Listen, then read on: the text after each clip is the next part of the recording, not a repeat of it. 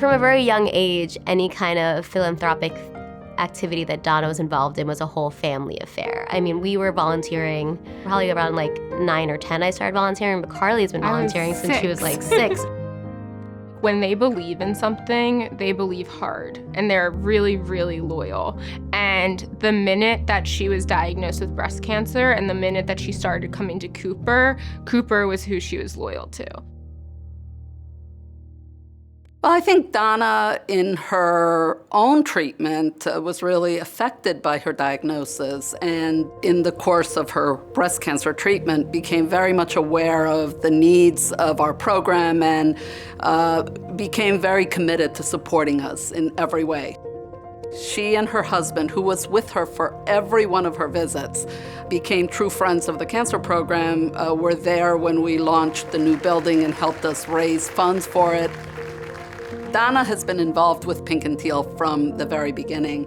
She invites everyone that she's ever met to all of these events, and everyone we've ever met, everyone she's ever met, anyone who was really nice to her at the grocery store that day, she's inviting them. So she never let it bring her down. It only brought her up and gave her a new sense of purpose and community. It opened up a whole nother chapter of my life. I made the most amazing friends, and it just made me that much more indebted to Cooper because it brought me not only, I'm cancer-free and I'm doing great medically, but it brought me a whole new sisterhood that I never planned on joining. I think it's innate from both of us that even when we had no money, we always were thinking about that. We were involved. We were, always empathetic of what was going around us, I always felt from a very young age, I got that adrenaline rush and that excitement from helping and making the difference in the lives of others. When Sydney was first born and she had all of those initial challenges, my mom went right into problem-solving mode. All right, so we're going to go have a fun time and meet some nice new people. Sydney needs a lot of support. She's nonverbal. She needs to have someone with her at all times, especially in a setting like a hospital where she's confused. I always say that the parents know more about the disorders than we do as physicians. We study them from the medical side, but the parents live them. Donna was able to see a need, and we came together at the time to create a program that provides access, support, and really guidance for patients and their families throughout the healthcare journey. Many parents and families experience this difficulty and stress, and they turn inward, and they just sort of suffer from it. But Donna went out to try to help other people and to try to create a better program for others. The Formans have come from humble beginnings. They are the ultimate success story for South Jersey, and they've turned that success into the philanthropic efforts at Cooper, including MD Anderson. We have been blessed to have them involved with us at Cooper. Individuals like them of great prominence in our community add to the ability for us to raise millions and millions of dollars in competition with Philadelphia and Eastern Pennsylvania. And their contributions to the MD Anderson Cancer Center here in Camden and the expansions that take place are vitally important to what we do and the mission we have for all of South Jersey.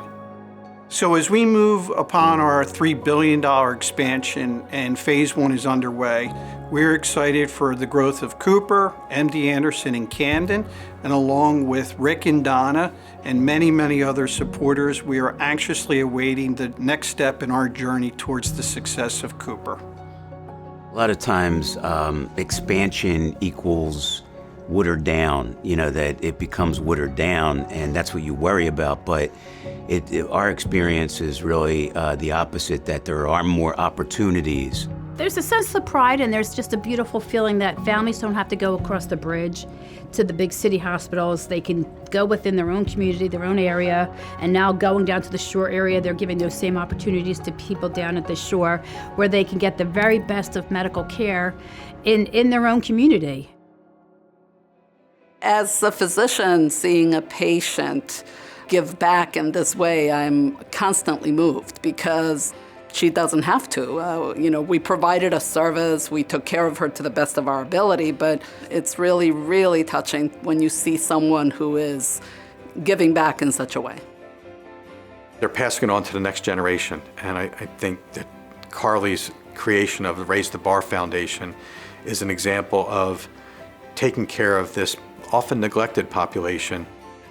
They've never been the type to just do something for the exposure it'll bring them. I think they're going to leave a huge impact anywhere they go and anything that they feel passionately about. Even though I never planned or expected to get breast cancer, I'm grateful looking back 15 years ago for where it's brought me today, because it brought me to Cooper, and it's brought a whole new meaning into my life and my family's life as well.